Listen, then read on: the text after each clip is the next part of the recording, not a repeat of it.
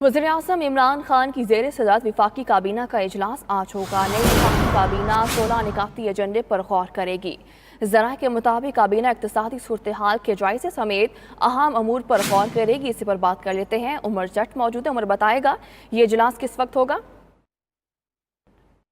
वज़ीर-ए-आज़म इमरान खान की ज़ेर सदारत आज वफाकी काबीना का इजलास, उसका टाइम शेड्यूल 11:30 बजे था, ताहम आज जो कौमी असम्बली का इजलास भी है, इसके बायस ये इजलास 3 बजे आज वज़ीर-ए-आज़म ऑफिस में होगा।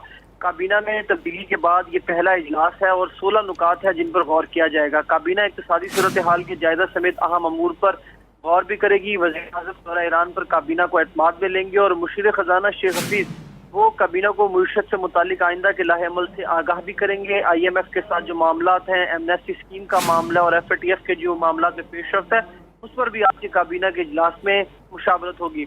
इसके साथ NHA में डेपुटेशन पर मेंबर फाइनेंस की तैनाती की मंजूरी है और चीफ शुमारियत का इजाफी चार्ज है और ठीक है, आज ये अहम इजलास होगा। उमर जट, बहुत शुक्रिया आपका।